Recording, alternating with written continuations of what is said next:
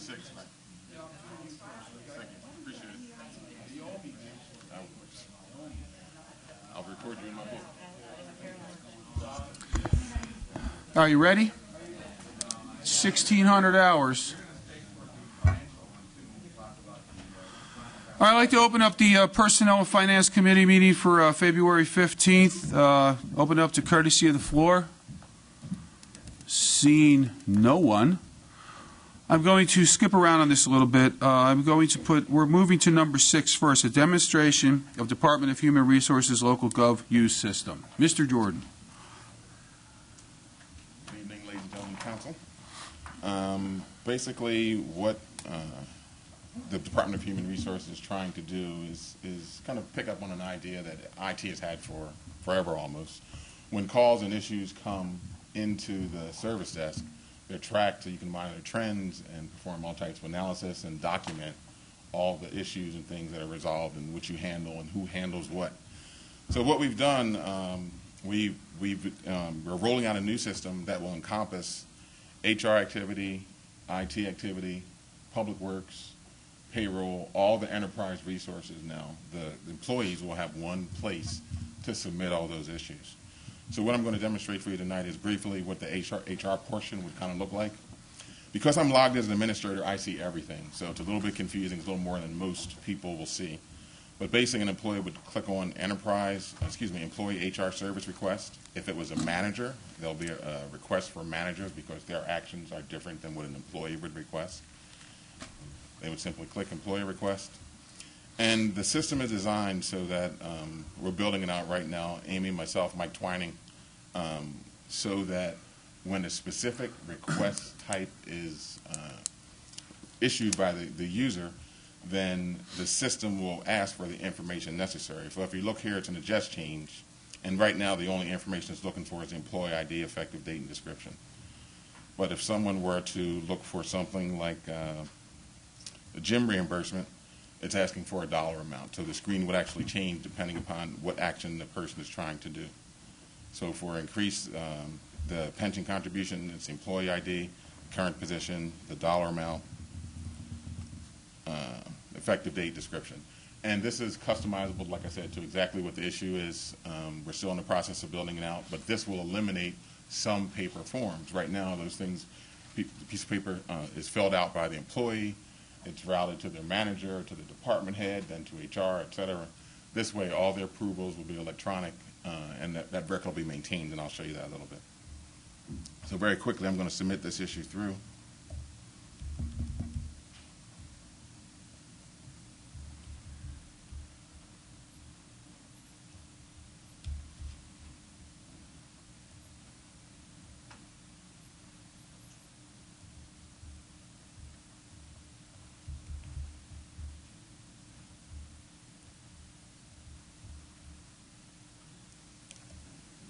You can also determine what fields are mandatory and what aren't. So even if there is some sort of form that has to be maintained for record purposes, you can still have them attach that form so the piece of paper never has to be stored in HR. The employee attaches an electronic copy and it's stored within the system with the record. Unfortunately, you can't control if they attach the correct form, only that they attach something. But obviously, HR would still be able to screen that out. So let me launch email real quick so you'll see. So like most of the IT systems, when an issue is submitted, the employee will get an email, plus the person who's assigned a ticket gets an email, and you can configure that workflow to work any way you want to. So this kind of presents a summary to the employee of what they are requesting to make sure it's right. If it's incorrect, they can go back and correct it. They would hit submit. It creates the issue, and there's the email saying the issue was created. So it's relatively quick, the way most of those things happen. So now to actually go into the issue, this is what the person on the HR side who's working the issue would see. They see that the ticket came in. If this was a very long workflow, every stage of the workflow will be listed up here, and you would actually see steps 1 through 10, if there were 10, and what gate the particular issue is at. So that will also give the employee an opportunity to know, hey, if I submitted this request a week ago, I know it had to go to my manager, the department head, whoever, they would see exactly where the request sits. HR would also see that if the employee called and said, hey, I submitted a ticket, I know it had to go to my manager for approval, but where is it? You haven't contacted me, et cetera. HR would be able to see that it's waiting for the manager's approval, et cetera. Within the management of the tickets, you can, if it, whatever the issue is, requires multiple work efforts, the HR person would simply be able to go in here and add the actual hours, the comments, and things of that nature associated with those. So every time they apply work to this particular issue, that stuff would accumulate. So if they did 2 hours one day, 6 hours the next day, 4 hours, you would see that accumulated record of 3 activities with the amount of time it took. The life cycle of the issue shows the track the issue took was initiated, and obviously everything says me because the system isn't fully built out yet, but it's initiated by me, it's been assigned by me, et cetera, to someone else. Within the system, so let's say the HR person gets the issue, it's assigned to Michael Durentis in HR, but he realizes that he needs to reach out to the requester to get more information. Clicks on the person's name, opens up an email, put your content in here, you send the email. That email also becomes a record within this issue. So if there's 16 emails going back and forth, if the person replies, it's a one-stop shop for HR to see everything that happened, the full history of it. Lastly, where are those? So, like, whenever the issue is resolved and down the road, are they kept somewhere? So, look back a year from now. They're still maintained. Every issue that's ever been submitted, once we go live, will be retained. All this test stuff gets cleaned out. We start clean from scratch, and all those issues, it's never been purged. Okay. In our issue tracking system, we probably have over 150,000 issues from the time we started it to going back to up until the present. With the history, once again, you can see the approval process. So it starts when it was submitted. Because this type of issue goes directly from the submitter to HR, all these interim approvals were skipped. The system does it automatically through the workflow. It knows, based on the issue and how it's configured, who has to approve it. There's also, because there's no real good information in here, there's not a lot I can show you about the dashboards and reporting. But within the dashboards and reporting, there is information that HR can use to track the various types of issues and just kind of get an overall view and a vision as to where everything is. Are any questions? Sure.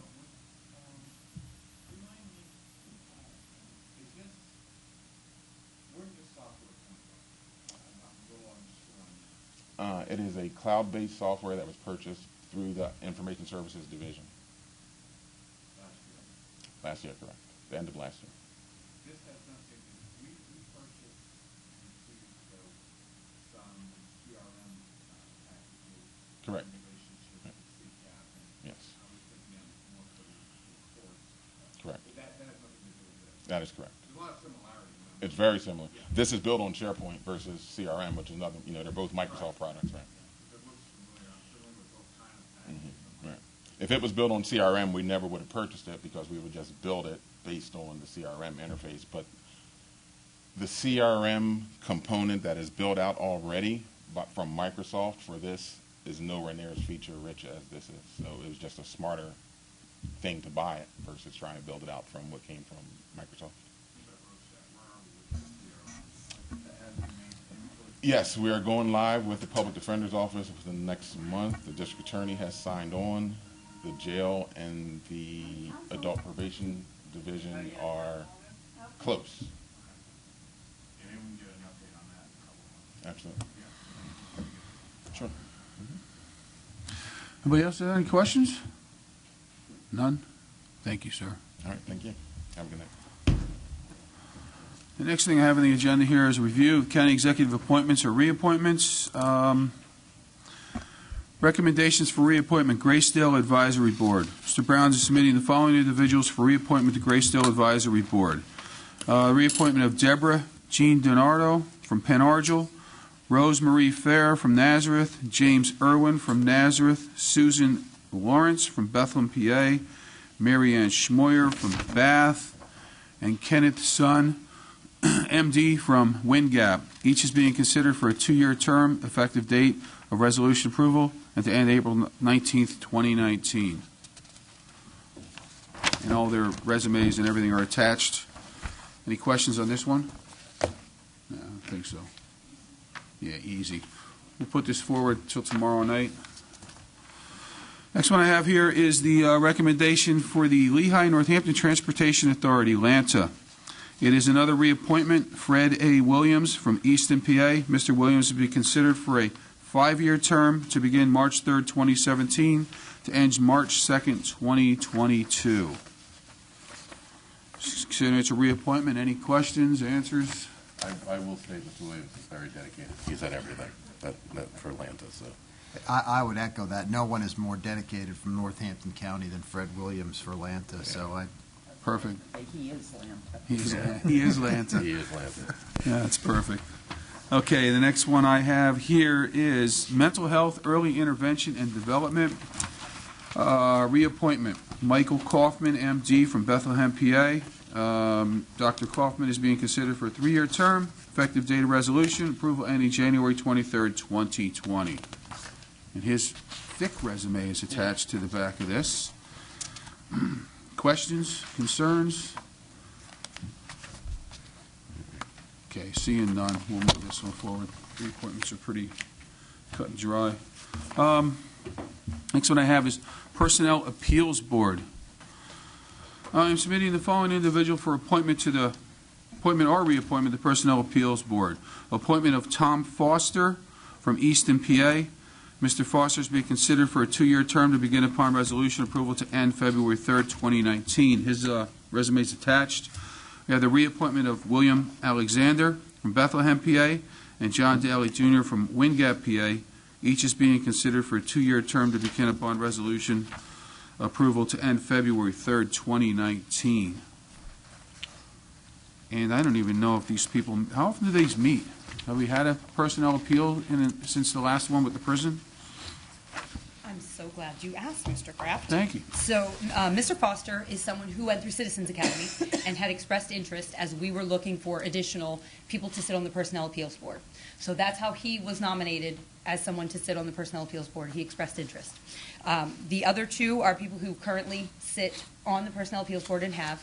Ms. Amientowski has not wanted to be reappointed. She likes to travel and does not have the time currently to do it. Unfortunately, one other person, Mr. Sanders, unfortunately died unexpectedly and is unable to continue to serve on the board.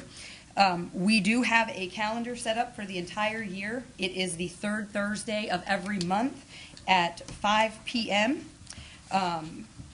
We adjusted a little bit for the holidays at the end of the year. We're going to skip December, but this month on the 23rd of February, there's a 5 p.m. meeting where we will come together and they will establish kind of rules and bring everyone up to speed about where they were. Maybe it's the 4th Thursday, not the 3rd Thursday. I saw your face and I was like, wait a minute, that's the 4th Thursday. I'm sorry. The 4th Thursday, and it's written on my paper too, but I was making sure you were paying attention. Thank you. So the 4th Thursday of each month at 5 p.m., 2:23, we have a meeting where they're going to go through with the new solicitor to the Personnel Appeals Board and the new member who hopefully will be approved for appointment and the reappointments to talk about what their process was and how they conducted business for my education, for the education of the new members and for the new solicitor. And then on 3/23, there is a meeting scheduled where they actually have a hearing that we will have scheduled with something on their docket. There's a meeting scheduled every single month. If 5 days, 5 days before the meeting, if there is nothing on the docket, I have to look at my notes, it might be 10 days. Is it 10 days? Okay, 10 days before the meeting, I'm sorry, if there is nothing on the docket to be heard, the meeting is going to be canceled. And so those are part of the rules that they want to establish, is that we have a standing meeting on a monthly basis. Per career service regulations, they have 60 days to hear anything which is presented to them. So having a standing meeting on a monthly basis, even if canceled 10 days before that meeting, will still put them in a position of about 45 days to hear something, if necessary, the following month, if nothing has been filed. Well, Lumpy would be really happy to find out that you're finally on monthly meetings. Yeah, we talked about that. We did 'Cause talk about that. That was the thing he talked about every week when I went to see him at his store, so he... Yeah, and what I had, what the feedback I had received was that it wasn't as organized, and it was a little willy-nilly and kind Yeah, of they flew just by the seat of their pants. tried And to so get a meeting what we whenever they promised could. them, what we promised them was appropriate level of support, and that we would have a standing meeting. And we went through the entire year. They all went through their calendars. Everyone, the solicitor and the 2 current members that are being reappointed, all agreed that those dates were good. So our newest member is going to have to conform, or we may have to adjust at our next meeting in the event that there is an issue. And we will move forward and publicly place that schedule so people are aware. Who's the solicitor? Because I His name lost is it. Juan Camacho. Ron Camacho? Yep, he actually submitted through the website an interest in Okay. boards or commissions. Because I know they didn't have one of those for a while, too. They did not. That is correct. Okay, well, thank you. Anybody have any questions or concerns? Where will of they meet? Mr. Foster? I'm sorry, We where will will they meet meet? in the training room across the hall. Across the hall? Mhm. Okay, thanks. They meet here sometimes if there is a hearing, right? Yeah, we could certainly use this room. Yeah, they use this if there's a hearing. I believe there's a partisanship requirement for this board, if I'm not correct. Have you looked into that? And Yes, that's- we have. We confirm when we appoint the members. Okay, good, thank you. Anything Yeah, it else? goes with who the county executive, it's heavy R if the county executive is an R and heavy D the other way or something like that. I would have you talk to the county executive about I that. think that's how it works, right? Same with the election commissions and all. Yeah. Yep. Yeah, if the executive's an R, then it's heavy R, and, majority, yeah, works that way. We'll move this one forward to tomorrow night also, Yep. as submitted. The next one I have here is the retirement board. We've been waiting for this one forever. No fault of Mr. Brown's, I imagine. I am submitting the following individuals for appointment, a reappointment to the retirement board. Resumes are attached. We have the appointment of Dwight Danzer, Esquire, from Easton, PA. Attorney Danzer is being considered for a term to begin upon resolution approval and to end December 31 of 2017. We have the reappointment of Mr. John Kuzic of Easton, PA, and County Council Representative Peg Ferrero from Nazareth, PA. Deny both of those. Reappointment of County Executive Representative Jim Hunter from Penargil, and the employee representative is Cindy Smith from Nazareth, PA. Each is being considered for a term to begin upon resolution, approval, and to end December 31, 2017. So we'll have a full complement on this board finally, I believe, right? Yep. Which is a good thing. Questions, concerns, issues, except for Cusick and Ferrero being on it? Anything else? No? Okay. That's that one. All right, next thing I have is a review of the revised 2016 pay scales, Human Services Administrative, non-union and PSSU union increases in state maximums, and corrective dates of the 2017 Human Services Administrative non-union pay scales. Amy, you want to say anything about this one? No, these are sent on an annual basis from the state. They date back to October, and we had gotten them all together. Brandon Dunstane took a look at them, and Allison put them all together to make sure that everything looked correct to her, and put them forth. Yeah, I call it housekeeping because it's if we don't move these up, we don't get reimbursed properly Correct. from the Yep. state. These are the That's- state rates that are supposed to be paid. Right. Does anybody have any questions of these? Mr. Phillips? No? Yeah, I just, I noticed that the one of them, it says for the PSSU contract that expired in 2014. Yes. What is the status of that? Well, the status of that is that we have engaged them about discussions.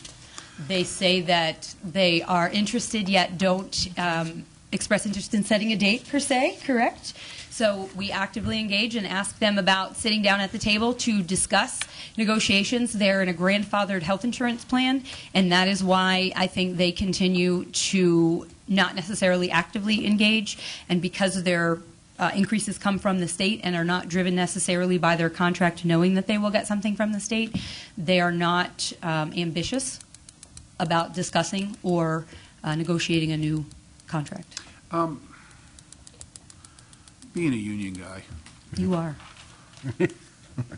how the hell can they keep saying they're not ready to negotiate with you? Can't you get a failure to negotiate and file something against them? I don't know that we've been super aggressive with that. I think that now that we have all of the other contracts finished, we will have an opportunity to become more aggressive with it. How many members are in this unit? About 300. 300? Wow. So the first thing you're taking off the books is retroactivity, because they wouldn't negotiate, right? We could. I just, I find it, to not negotiate in good faith, to me, is just, and I'm from the other side, Sure. from you, but I just find that that's not the right thing to do. That's not the right way to approach things. So I hope they We come will to the table. engage them again. Because, by the time you're done with this, it'll be 2018. That's 4 years. That's unacceptable. I mean, my boss would fire me if I did that, but, what do I know? So, okay. Point well Any taken. other questions on this? Thank you.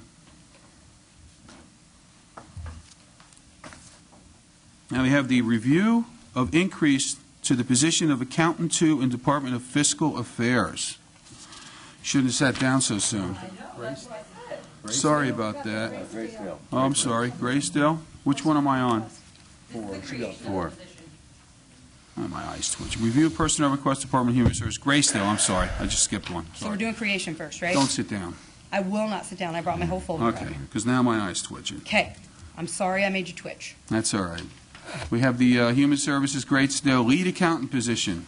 Salary $59,084, total package $89,787.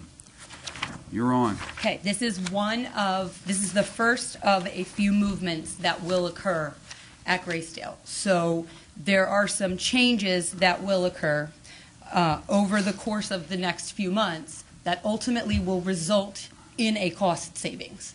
So in order to do that, first we are creating this position. Another position will then be also filled, and a third position will fold.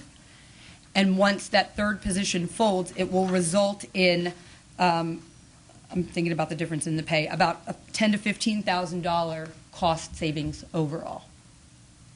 So unfortunately, for the good of the accounting team there, I think that Jim and Mary Alice, and I don't know if Jim, you want to say anything, but Jim and Mary Alice feel, and Peter Corey feel that this is the first of the 3 moves to put the structure in place, which would allow for the support. So the lead accountant being the person with the most experience who ensures that all of the financial transactions, the questions are coming up through that person, then filling the second position, which is the fiscal administrator for Gracedale, with Dave Pinter's retirement, which will ultimately allow us to fold a third position, which is going to create the cost savings. Right. Now, $59,000 a year for someone who went to school for accounting, how do you find anybody?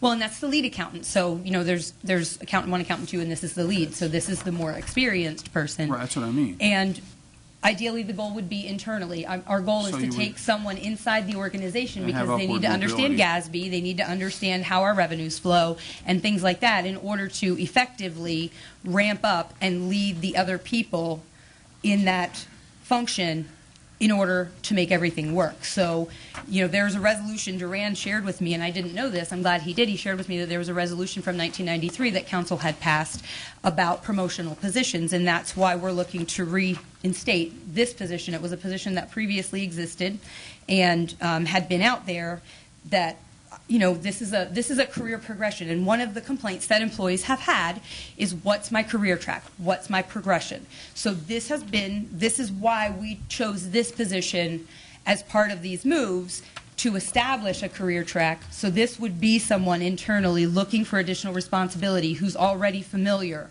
with our practices and processes and public sector accounting to allow for career progression. I don't know if that answers your question per Well, se. yeah, I figured, at the pay scale to be a accountant. It's kind of- Internally, and that's step 1. The way that we always rate them is step 1 of the scale. Right, and then- Also understanding that we also book for OPEB, giving us a little bit of wiggle room depending on when someone started. We book for it, understanding that someone newer, we may not need it for. Someone who's with more tenure, we may need it for, depending on their hire date. But to be conservative, we book for those things. Also with healthcare, someone may need it, they may not need it. that's why we book all of those things. That gives us a little bit of wiggle room. Anybody have any other questions? Yeah, Phillips? I mean, I like the idea of what you're doing, and I've been a huge advocate the way you guys are lining up your accountants, and you have an accountant career path, and I mean, I think it's great. I've always been a big advocate of that. With that said, whenever you talk about this is the first position, and then there's a couple more down the line, and it's going to be cost neutral. I would It's going to be always cost savings, Mr. Phillips, not cost neutral. I'd Yes. like to see that.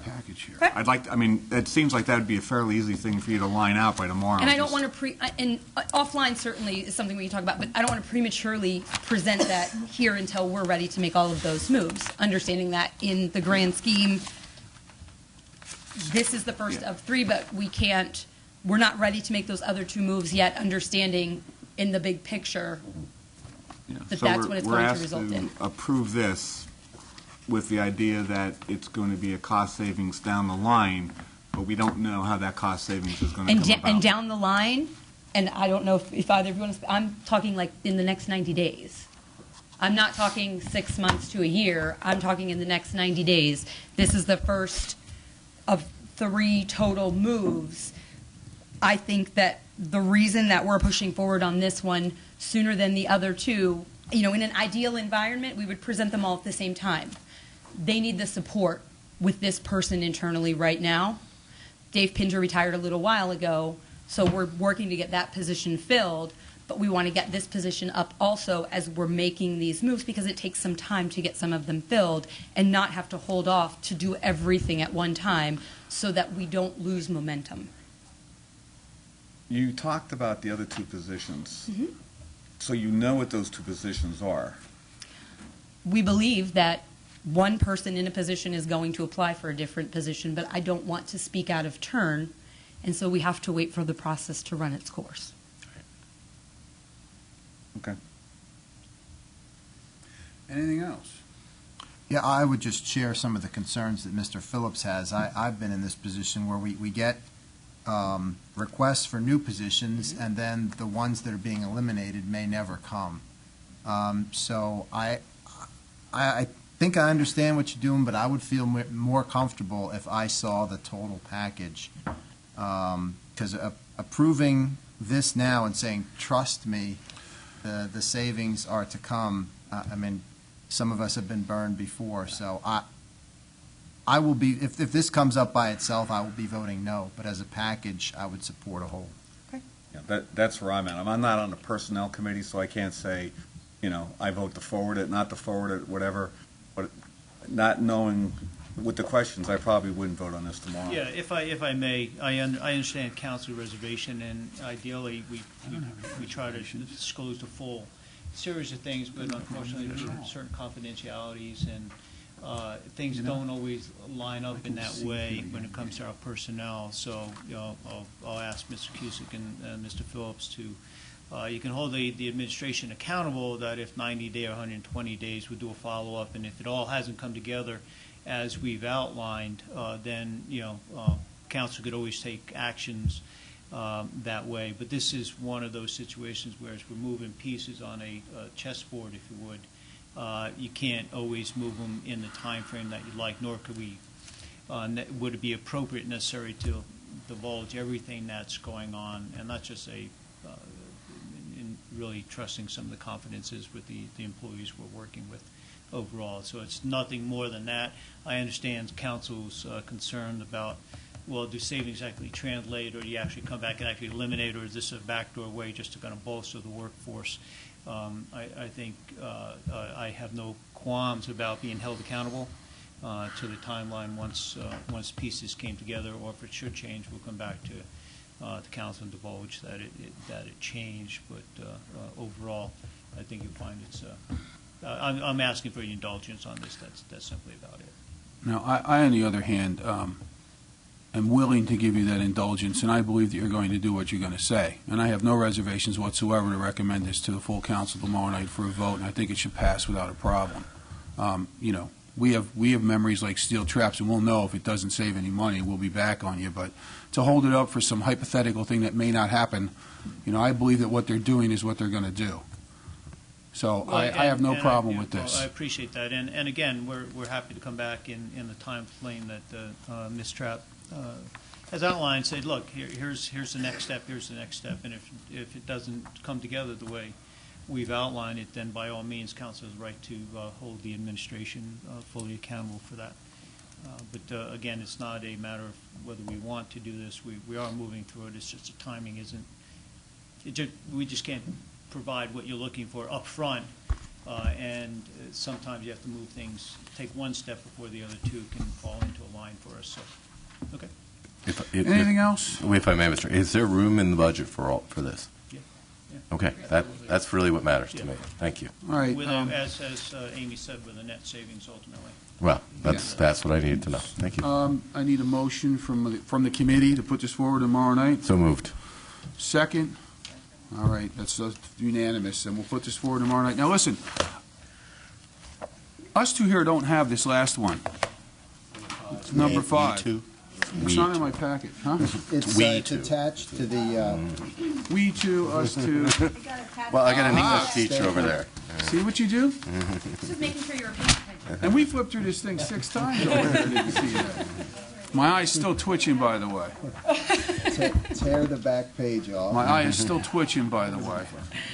All right, North Hampton County Council, James Hunter, Director of Fiscal Affairs. Bryce Myers.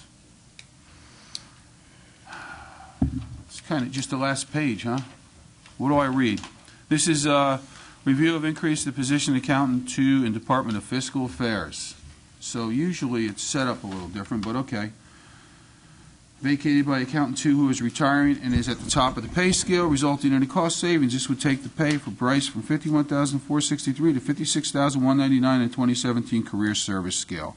So this looks like it's a 2-step move or something? That is correct. Just explain it to the council. So he currently works in the jail as an accountant too.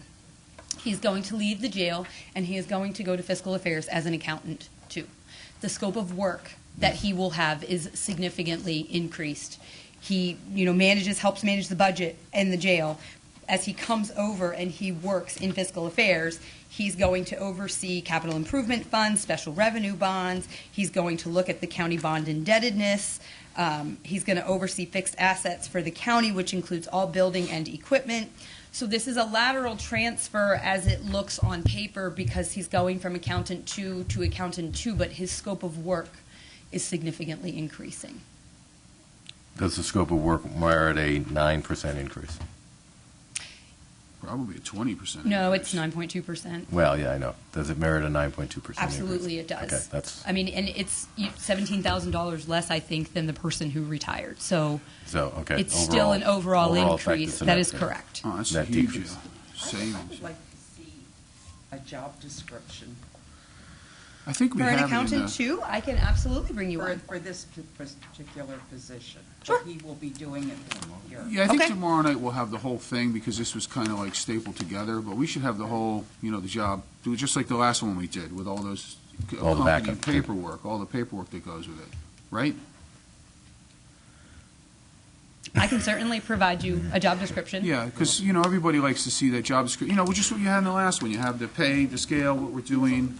Yeah. Is that what you're looking? I mean, there's not. I can provide you that. Yeah, the job description's behind that for the job that we Right. just But did. you're not looking for that sheet. You're just No. looking for the Well, job that sheet too description. would be nice to go with this, Well- like they usually do when we do anything. But there's not a difference. There's no difference in that Okay. sheet other than Right. salary. All right, Right. just bring a job description tomorrow. Okey-dokey. Okay, how's that sound? All right. Any questions on this one? No. Recommendation for the So tomorrow moved. night? Second, Peggy? Yep. Okay, we'll move this forward for tomorrow. night. Thank you, Ms. Trapp. Anything else? I'm sure we'll find something. All righty, I'll be here. Looks like the last thing on my adjournment is adjournment. Motion to adjourn. Very good. All right. In that case, with the adjournment of the Personnel Committee, we will commence the Finance Committee meeting. Is there anybody who would like to speak for courtesy of the floor to the Finance Committee? Just a quick request. Typically, council gets hard copies of the quarterly reports. We did receive by email the electronic copies. but we had not received hard copies. For those of us who still like to read the old-fashioned way, are those still being provided, or? No, just, they're nice to have as reference. I'm just wondering if you've done away with that, or if... Okay. All right, no, I was just wondering, that's all. Okay, thank you. As far as I know, it was going to be put together, but I don't know if it's been put together yet. That was the last email we got. I assume they would forward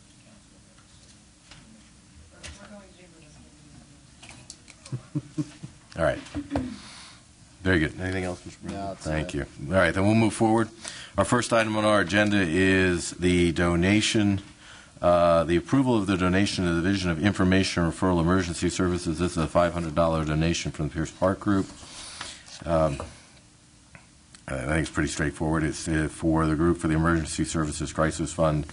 Indicated it was recommended to them by Northampton County Retirement Board as a worthy cause to donate and support. Any questions on this, or no, recommendation move forward? So moved. Very good. Next item on our agenda then is review of the Article 13 contracts. First one is the Xerox State and Local Solutions contract. This was put out as a competitive bid. Total price on this is $410,150. Is there anybody from the administration wants to elaborate more on this, or?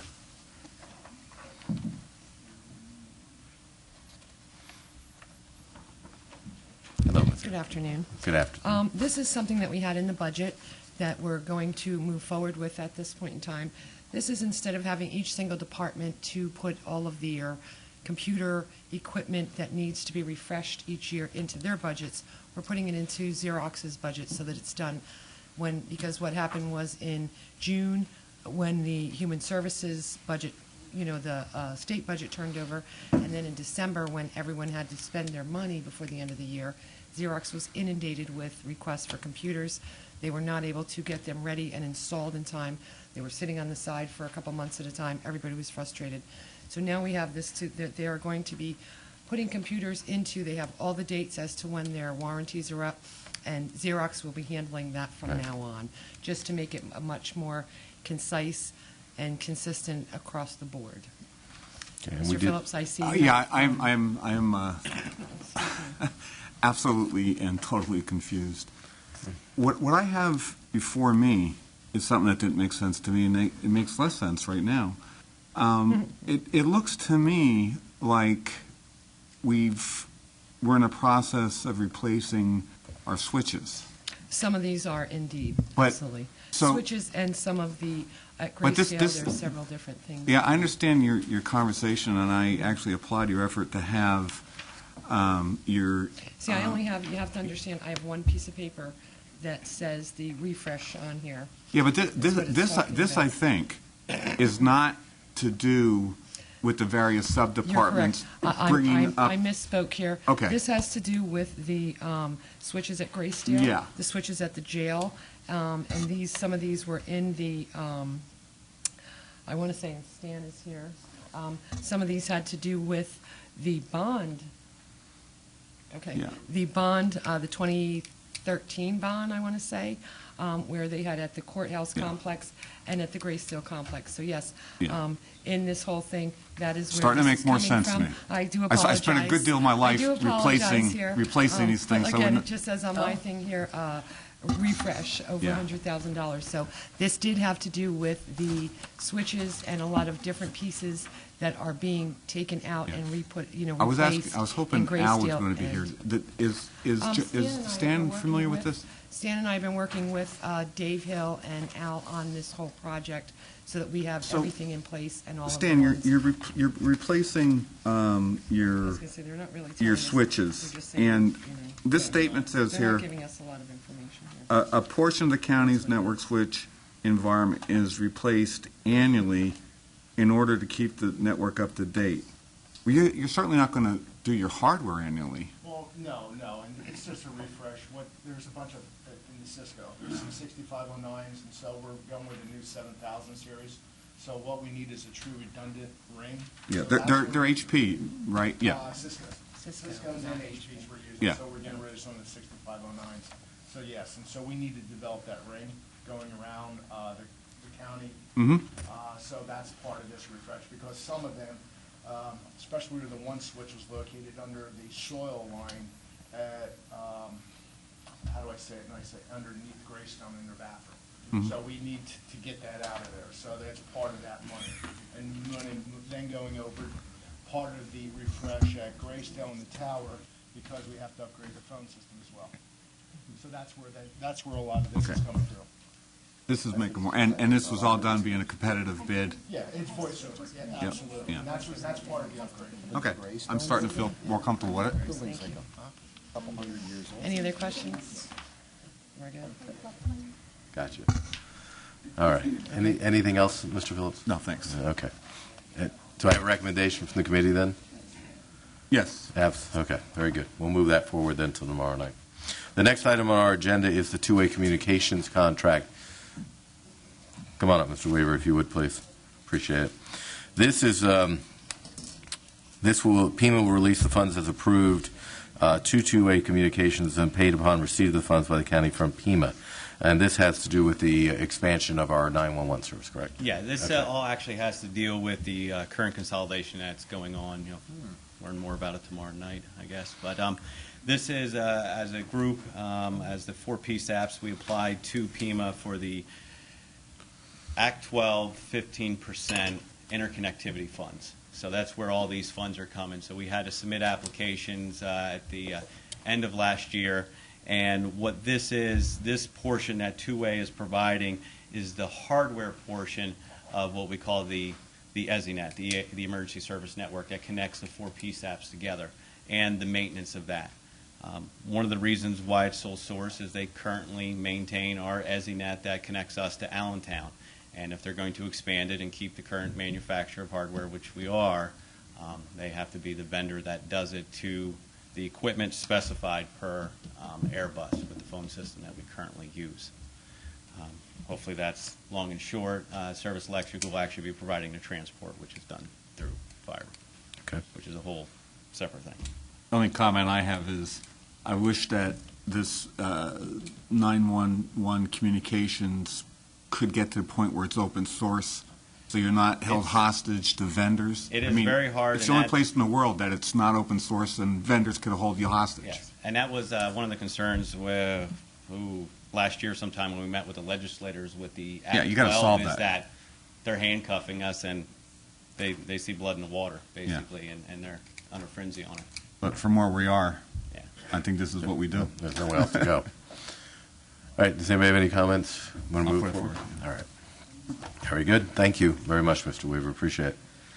The next one online is a $90,000 contract. Again, this is PEMA, and this is as far as the Essential Management Solutions. This is the same thing out of the interconnectivity fund. Since we're a mandated consolidation, we submitted for PEMA to pay for a consultant to assist us through the consolidation with the City of Bethlehem to evaluate our needs, City of Bethlehem's needs, and what we need to do to bring ourselves together by mid-2019. The application that was submitted to PEMA was submitted for Essential Management Solutions.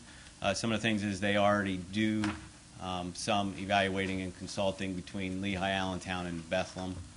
So that at least we have a leg up in understanding current systems and designs that are out there so we can hit the road running with it. And again, these funds are paid for out of the PEMA 15% interconnectivity grant.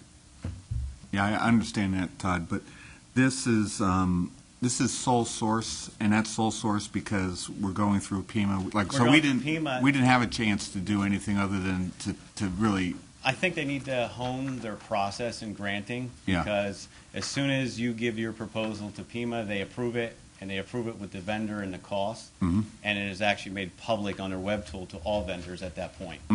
So that is where we looked at. We have to set it as sole source. So we didn't have a lot of flexibility on this. Not yet, and we have a pretty close relationship with Jeff Boyle, who's the new deputy director of 911, and I kind of talked about some of those concerns last week. Is that you're kind of handcuffing us. they may be looking at doing things like they do with the task force when it comes to these funds, where they actually handle the procurement, and they can go through their procurement process and just basically provide the service. So it's new to them for 16 and 17. Okay. So we're basically authorizing the expense of state money, correct? Yes. Yeah. Yeah. Okay. Yeah, the grant agreements have already been signed and submitted to the state. But it's a funded mandate. Yeah, that's Which is nice. Which It's a nice change. Which is nicer than Right now yeah. it is, and that's our biggest push. Okay. My only question on this document is it shows a $7,500 monthly fee, which is where we come to the $90,000 on a 12-month term. Yes. But in the actual agreement, it says it's valid for 3 years. It will actually, in talking with Jeff Boyle, actually I believe that was a different section. They are under the understanding, when I talked to Kathy in purchasing, is that it is only for a 12-month period, and that's it. Okay. So when she executes the contract, it'll be 12 months. It'll be I can 12. tell you we'll be applying all the way until the end of the legislation, because to keep that continuity, because they're going to be involved in a lot of meetings and really getting what we need for personnel, and if Sure. we need expansion equipment and stuff like that, Okay. Great. and helping submit for additional funding. Very well. Thank you. Mm-hmm. Anybody have any questions, any further questions, Mr. Weaver, on this? Very well. We'll move that forward then. Thank you, Mr. Thank Weaver. you. Have a good night. All right. Have a good night. Last but not least, Mr. Barron.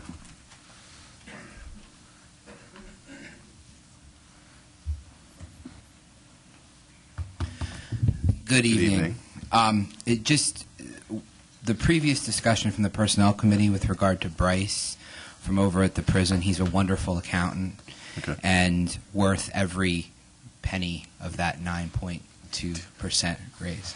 Just I'm sure he is. My question was only the scope of his work. if I had an open position and he was interested, I'd steal him in a heartbeat, just like I did Brandon, and then the administration stole him back. So, okay.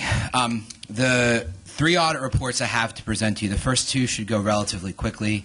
The second one is a little bit more to digest, and we'll just jump right in to that one when we get there. But the first one is a hotel tax, the View Inn. For those of you who don't know where that is, it's behind the Perkins as you get off of 22 at 191.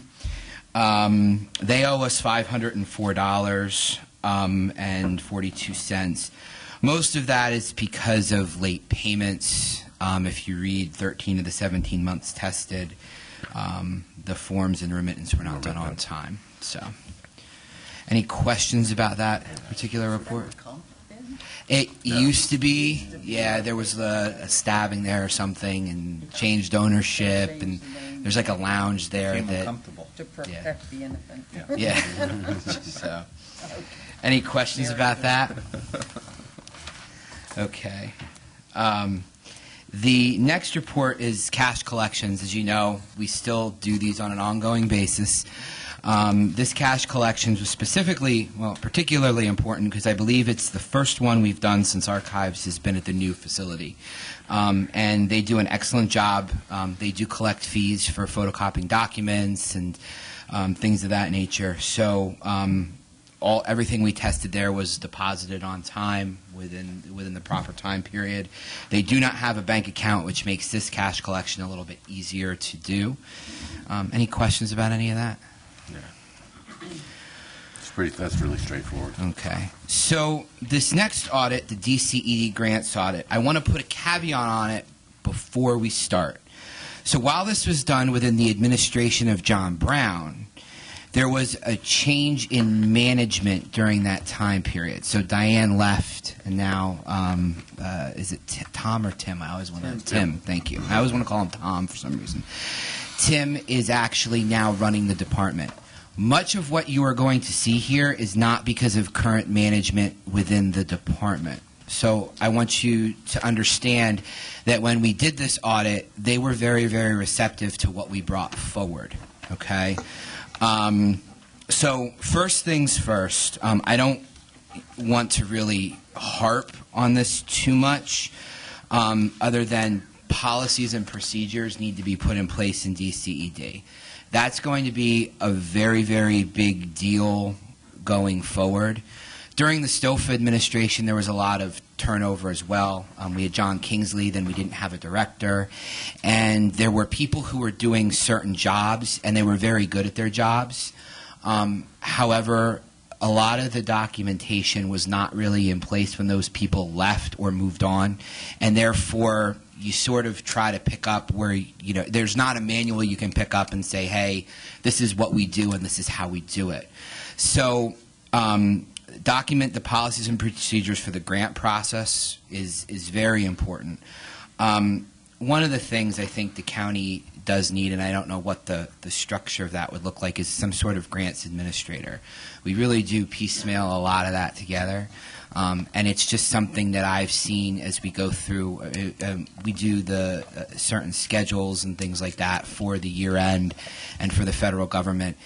And it's a lot of work to kind of gather these documents because they're not really stored in one particular place.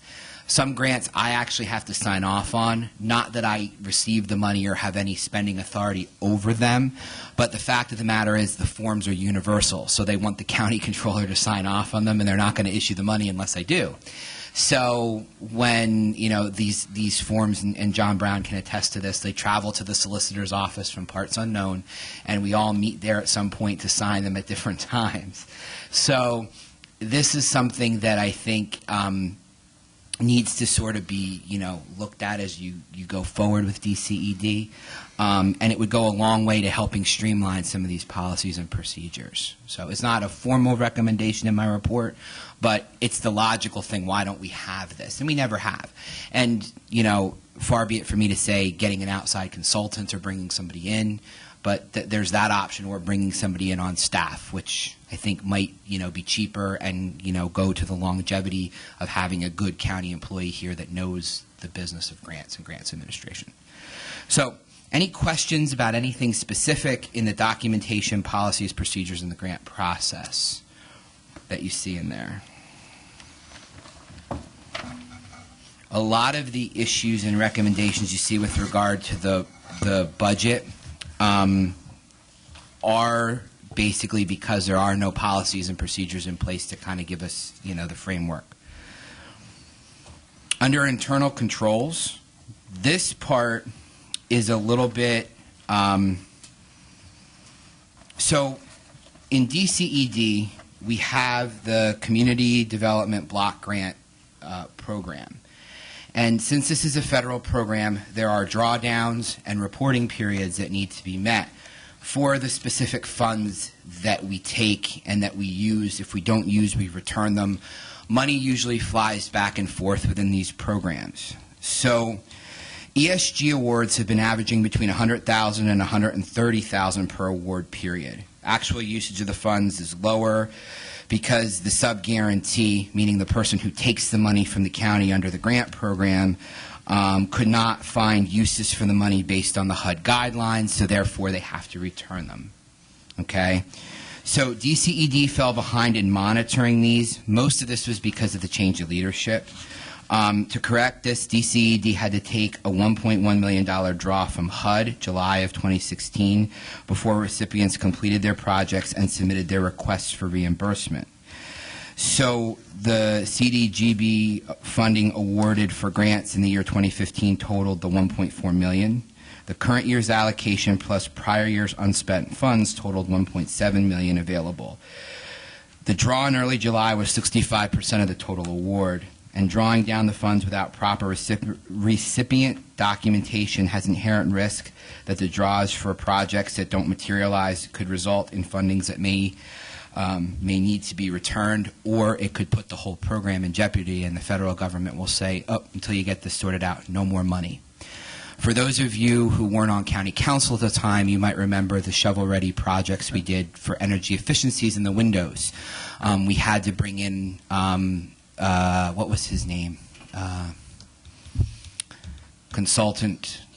Ken Moore, thank you. I couldn't think of his name. Ken Moore, to actually do the filings to the Department of Energy because it was too much for Steve DeSalva to manage the funding that was coming in and monitor and manage the project. And it really was too much without that extra person. In this situation, since there was no director and there was nobody really looking over this program, that was really the similar situation we were in. So, and eventually the federal government will see this. It's not something they monitor regularly, but they get like a little alert, hey, this didn't come through, and then they start asking questions. So this could put that funding in jeopardy. So our recommendation is DCED management must ensure that the county's federal and state grant requirements and deadlines are met. Management should carefully review all county grant submissions and reporting requirements and develop policies and procedures to ensure the adherence. So again, that goes back to policies and procedures, but this is specifically where the rubber could meet the road. And you can read Tim's response there. He's well aware of the situation, and he is correct. The loss of legacy employees who maintain the schedule and things like that were really, it was really difficult for them. And without the policies and procedures, it was just something that they didn't really have a roadmap on how to do. Right, but I mean, you hit the nail on the head. It doesn't. If we rely on people who have been here a long time to perform functions that they do second nature because they've been here a long time, and we don't put the policies and procedures in place when that person leaves or is terminated or whatever reason they're not there anymore, everything falls through the cracks. Correct. And we can't have that. We've got to have some kind of SOP for how we do things. The last thing with the monitoring of grant recipients, DCED has no formal in-house monitoring procedures for the ESG and the hotel rental room tax grant programs to ensure compliance with federal, state, and county guidelines. Monitoring is left to the discretion of the staff member in charge of each program. Recipient monitoring does not always include the review of compliance with regard to the various contract terms outlined in the grant agreement between the county and the recipient. So that goes back to that whole thing that I said about somebody monitoring the grants. And think about it on a smaller scale. When you as council members award those grants to folks, the program that I'm familiar with the most is Steel and Steeples, because I give some of those tours as a member of the South Bethlehem Historical Society. Now, the Steelworkers Archives gets that money, and they report on it. And it's a very small organization that doesn't have a huge structure. It's basically a bunch of former steelworkers that get together and look for community programs to bring people down to steel stacks and bring people down to that particular area and tell the story of our industrial heritage, right? So that being the case, you have this grant that's given out. I can tell you they spend the money specifically. They have tickets that offset some of the costs for the lunches and the things that they do, and they don't really make any money on it. And a lot of the stuff is donated to the program. So it's a worthy cause, but you don't really have a formalized process. There's not like how you say, like what do you spend this money on, a leisure. When we were looking at the money that was given for the PBS 39 building and the Steel Stacks building, we had specific requirements. So the money went into a bank account, and that money was spent broadly mixed with other, Arts Quest and PBS 39 monies, but we were able to account for it and segregate it out. Not sure that you would be able to do that with all the subrecipients of this money. I can't say that for certain, but there's nothing really standard that lets us take a look in. Right. And I know you give some larger awards, you give some smaller awards, but there really should be a more formalized process. I do know that at one point there was some discussion and books were just sort of dropped off and said, here, you guys figure it out, which, again, it just kind of, this has always sort of been an issue, and since we were looking at this specifically, I thought it was something to bring up, because you do award a significant amount of money and a significant pool of money to these organizations each year. Okay. Any questions about any of that? Any questions, comments? Mr. Yeah, Phillips? I don't disagree with anything here, and I think it's good stuff. I know that I've been spending some time just for different reasons with that team.